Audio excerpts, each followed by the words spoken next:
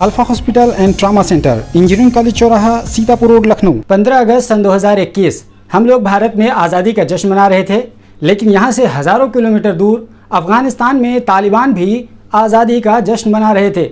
लेकिन हमारे और तालिबान की आज़ादी के जश्न में कुछ बुनियादी फ़र्क था। हमारी आज़ादी को 75 साल हो गए, लेकिन तालिबान की आज़ादी को महज चंद घंटे हुए थे। यानी तालिबान ने अशरफ गनी की सरकार को बेदखल कर दिया और तालिबान अब अफगानिस्तान की बागडोर संभालने वाले हैं। इसी का वो जश्न मना रहे थे।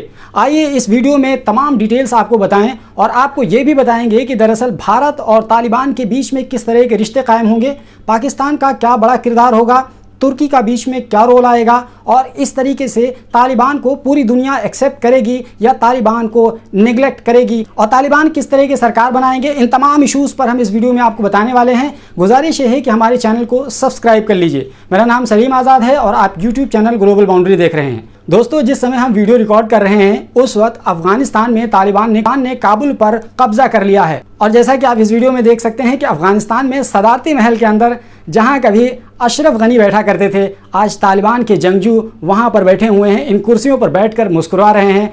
और उसके बाद देखिए किस तरह की सूर्य नस्र की आयत पढ़ी जा रही है। तो इस तरह आप देख सकते हैं कि सदारती महल में मुल्ला उमर के बेटे मुल्ला याकूब बैठे हुए हैं और चारों तरफ गनर्स लगे हुए हैं और सूर्य नस्ल की आयत पढ़ी जा रही है और उसके बाद एक जश्न का माहौल है। आपको बता दें कि अफगानिस्तान की राजधानी काबुल में तालिबान ने कब्जा कर लिया है। इस तरीके से 20 साल के बाद तालिबान की हुकूमत दोबारा से अफगानिस्तान में लौट आई है। याद रहे कि 1996 से लेकर 2001 तक तालिबान की अफगानिस्तान में हुकूमत हुआ करती थी और उसके बाद 9/11 का हमला हुआ। 9/11 के हमले के बाद अमेरिका की मदद से अफगानिस्तान में फ़ौज को तैनात कर दिया गया और तालिबान की हुकूमत को छीन लिया गया। उसके बाद से ही तालिबान और अमेरिकी फ़ौज के दरमियान लगातार संघर्ष होता रहा। आखिरकार 2020 में अमेरिका और तालिबान के बीच में एक मुआहदा हुआ दोहा यानी कतर की राजधानी में और वहाँ पर एक पीस डील साइन हुई और उसमें ये कहा गया कि अमेरिका अफगानिस्तान से अपनी फ़ौजें निकाल बाहर करेगा और उसके बाद तालिबान और अफगानिस्तान की सरकार मुल्क को जिस तरीके से चाहेगी चलाएगी,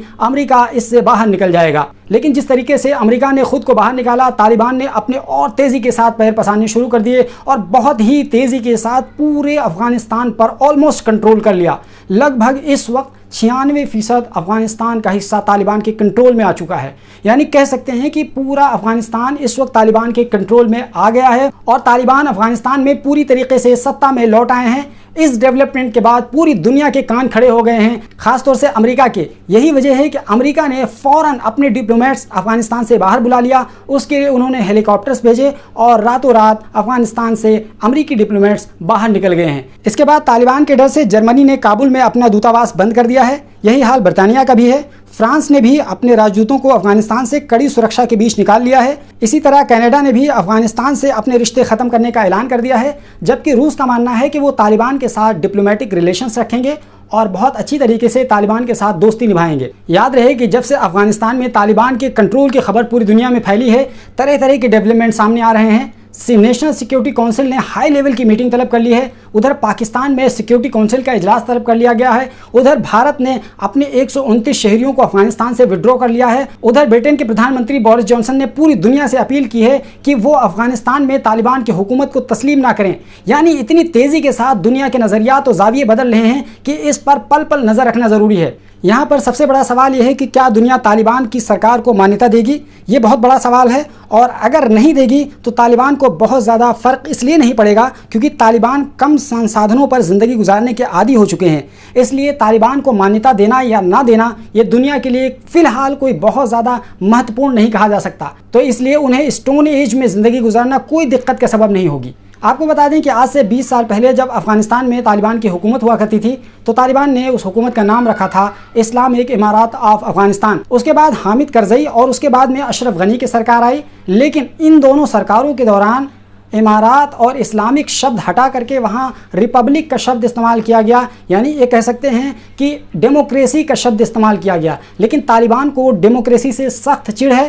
तालिबान का ये मानना है कि वो वेस्टर्न डेमोक्रेसी को अपने ऊपर थोपने के लिए तैयार नहीं है, उन्हें इस्लामी हुकूमत चाहिए। यही वजह है कि जब दोबारा से उन्होंने सत्ता को संभाला तो फ़ौरन उन्होंने डिक्लेयर कर दिया और दोबारा से भी वही नारा दिया, इस्लामिक इमारात ऑफ अफ़गानिस्तान, क्योंकि उनका ये मानना है कि हमसे जो सरकार छीनी गई थी, हम जब दोबारा सरकार में लौटे हैं तो हम फिर वहीं से कंटिन्यू करेंगे।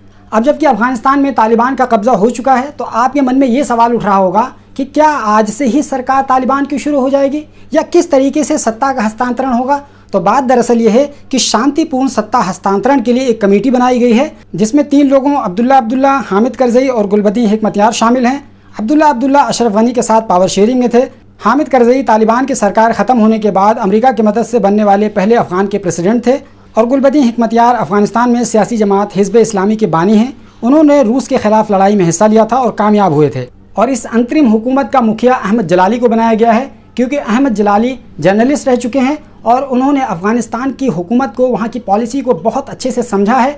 यही वजह है कि तालिबान की ये कोशिश है कि अहमद जलाली की मदद से पॉलिसीज़ को अच्छी तरीके से समझा जाए कि आने वाले दिनों में किस तरीके से अफ़गानिस्तान में सरकार चलाई जा सकती है। तो इस तरह अहमद जलाली की अगुवाई में सत्ता का शांतिपूर्ण हस्तांतरण का प्रोसेस शुरू होगा और आगे की पॉलिसीज़ तय की जाएंगी। और अगला सवाल ये है कि जब ये तमाम चीज़ें मुकम्मल हो जाएंगी तो इस्लामिक इमारात ऑफ अफ़गानिस्तान का अगला सदर कौन बनेगा, यानी तालिबान किसको अपना रहनुमा मानेंगे। इसके बारे में बहुत ज़्यादा ऑफिशियली अब तक क्लियर नहीं है, लेकिन जहाँ तक मेरी समझ है कि आने वाले दिनों में जब तालिबान की सरकार कम्प्लीटली बनेगी तो उसके जो सदर बनेंगे वो मुल्ला अब्दुल गनी ब्रदर बनेंगे।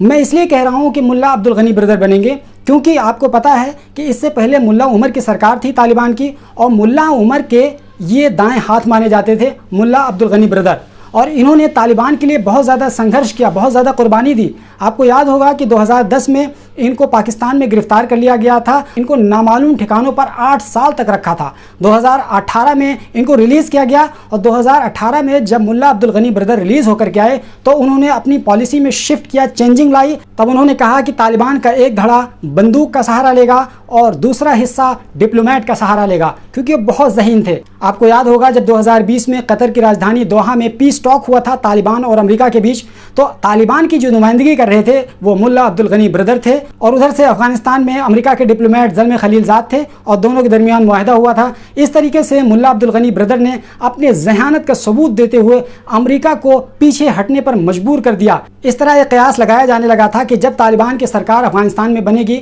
तो मुल्ला अब्दुल गनी ब्रदर को ही अफगानिस्तान में तालिबान का हुक्मरान बनाया जाएगा। हालांकि मुल्ला उमर के जो बेटे हैं मुल्ला याकूब, उनको भी बनाए जाने की बातें चल रही हैं, लेकिन जहां तक मुझे लगता है कि मुल्ला अब्दुल गनी ब्रदर को, क्योंकि वो सीनियर हैं, उनको मौका मिलेगा और मुल्ला याकूब को कोई बहुत अहम मनसब दिया जाएगा। अब अगला सवाल यह है कि तालिबान का जो पुराना शासन था और अब का शासन है, क्या दोनों में कुछ फ़र्क होगा? तो इसका जवाब है जी हाँ, फ़र्क होगा और बहुत फ़र्क होगा, क्योंकि तालिबान ने खुद ब खुद ये क्लियर कर दिया है कि पुराने शासन के मुकाबले में ये वाला शासन थोड़ा सा लचकदार होगा, थोड़ा सा मॉडर्न होगा, थोड़ा सा प्रो मॉडरेट होगा। हालांकि इस्लामी निज़ाम ही कायम होगा, चोरी और ज़िना की सज़ा होगी वो कुरानी तालीमात के मुताबिक ही होगी, इसमें कोई समझौता नहीं होगा।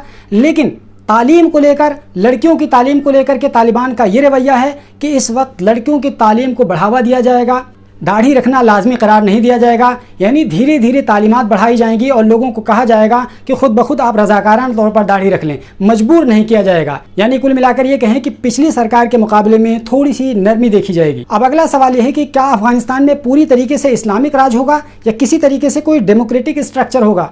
तो इस सवाल के जवाब में एक्सपर्ट का ये मानना है कि जिस तरीके से ईरान में सरकार चल रही है, कमोबेश उसी तरीके से अफगानिस्तान में सरकार बनाने की उम्मीद है। यानी जिस तरीके से ईरान में एक सुप्रीमो लीडर होता है, वो मजहबी रहनुमा होता है, उसके बाद में चुनी हुई सरकार आती है, इसी तरीके से कमोबेश अफगानिस्तान में भी एक सुप्रीमो लीडर होगा और उसके बाद में एक चुनी हुई सरकार आएगी। यानी कह सकते हैं नीम डेमोक्रेटिक सरकार जिस पर इस्लामी तंत्र हावी होगा। अब अगला और बहुत अहम सवाल ये है कि जब अफगानिस्तान में तालिबान की सरकार बन जाएगी तो दूसरे देशों के साथ तालिबान के रिश्ते कैसे होंगे, ये सबसे अहम सवाल है। सबसे पहले बात करेंगे हिंदुस्तान की और आपको बताएंगे कि दरअसल हिंदुस्तान तालिबान के साथ किस तरीके से डील करेगा। तो याद रखिए कि तालिबान के साथ जिस तरीके से भारत का रवैया था वो अब बदलने वाला है, क्योंकि इससे पहले आपको याद होगा कि दोहा में भारत के वज़ीर ख़ारजा एस जयशंकर जाकर के मीटिंग की थी उन्होंने खुफिया तरीके से, हालांकि वो चीज़ें बाद में सामने आ गई थी, इंडियन एक्सप्रेस ने उसको छाप भी दिया था। तो कुल मिलाकर के ये है कि भारत की डिप्लोमेसी शिफ्ट हो रही है और तालिबान के तई भारत का रवैया बदल रहा है, क्योंकि भारत को पता है कि अगर तालिबान के साथ भारत के अच्छे रिश्ते नहीं होंगे तो अफगानिस्तान में भारत ने जो बड़े पैमाने पर इन्वेस्टमेंट कर रखा है वो बेकार चला जाएगा।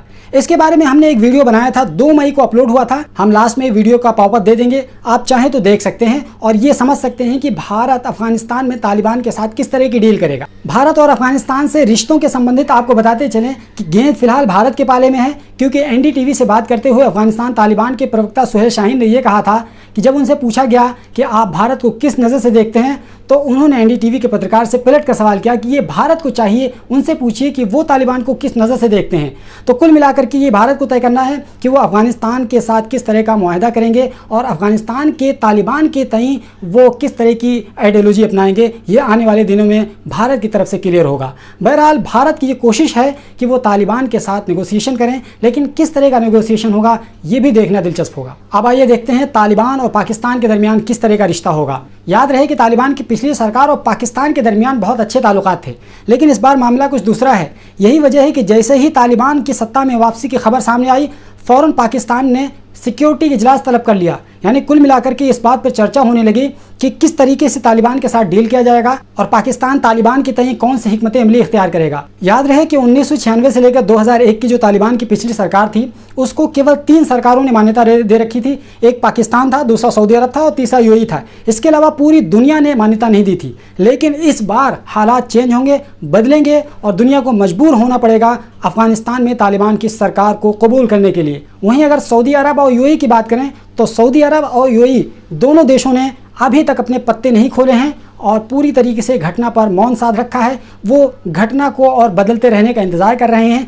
आने वाले दिनों में वो अपनी डिप्लोमेसी क्लियर करेंगे। वहीं अगर तुर्की की बात करें तो तुर्की ने काबुल एयरपोर्ट पर अपने फौजियों को तैनात कर रखा है, काबुल एयरपोर्ट की सुरक्षा के लिए, जिसे तालिबान नापसंद करते हैं। हालांकि तुर्की ने यह कहा है कि ये कम्बैट फौज नहीं है, यानी ये फौज लड़ाई नहीं करेगी, केवल सुरक्षा की दृष्टि से यहाँ तैनात की गई है। लेकिन फिर भी तालिबान को ये पसंद नहीं है। आपको बता दें कि पाकिस्तान की ये कोशिश है कि तुर्की और तालिबान के पीछे अच्छे रिश्ते बन जाएं। ये पाकिस्तान की कोशिश है, लेकिन आने वाले दिनों में ये क्लियर हो पाएगा कि क्या ये अच्छे रिश्ते बन पाएंगे या यूं ही रह जाएंगे। और अब बात करते हैं अमेरिका की, जो बहुत बड़ा प्लेयर था लेकिन बहुत बड़ा डिफाल्टर साबित हुआ। आपको बता दें कि जो बाइडन का ये बहुत बड़ा ब्लंडर सामने आया, क्योंकि उन्होंने ये कहा था कि हम अफगानिस्तान की फ़ौज को इतना मजबूत कर देंगे कि वो अपनी हिफाजत खुद कर सकते हैं, लेकिन ऐसा नहीं हो सका। और आपने देखा कि किस तरीके से तालिबान ने आसानी के साथ काबुल पर कंट्रोल हासिल कर लिया। इसके अलावा आपको ये भी बता दें कि अमेरिका इस मामले में बहुत ज़्यादा जलील हुआ है, क्योंकि पहले अमेरिका ने यह कहा था कि 9/11 तक वापस चले जाएंगे। उसके बाद जब बहुत ज़्यादा प्रेशर बढ़ा तो कहा कि 31 अगस्त तक निकल जाएंगे, लेकिन आखिरकार उनको 15 अगस्त को ही चूज़ करना पड़ा। और फाइनली जिस तरीके से अपने डिप्लोमेट्स को एयरलिफ्ट कराया हेलीकॉप्टर के ज़रिए से, कितना जलील और रुस्वा होकर अमेरिका अफगानिस्तान से बाहर निकला है, इससे बेहतर कोई तस्वीर नहीं हो सकती है। इससे पहले आपको याद होगा वियतनाम में भी कुछ इसी तरह का मामला सामने आया था। वियतनाम से भी अमेरिका रुस्वा होकर निकला था, लेकिन यहाँ ज़रूरत से ज़्यादा अमेरिका रुस्वा होकर बाहर निकला है। दोस्तों, ये कुछ बुनियादी और ज़रूरी अपडेट्स हैं, हमने आप तक पहुँचाए। उम्मीद है कि हमारी ये कोशिश आपको पसंद आई होगी। पल पल सिनेरियो बदल रहा है, आने वाले सिचुएशन को दोबारा से हम दूसरे वीडियोज़ में आपको बताते रहेंगे। हमारे चैनल को आपने सब्सक्राइब नहीं किया तो सब्सक्राइब कर लीजिए, घंटी का आइकन दबा दीजिए, ताकि जैसे ही मैं वीडियो अपलोड करूं फ़ौरन इसकी जानकारी आपको मिल जाए। शुक्रिया।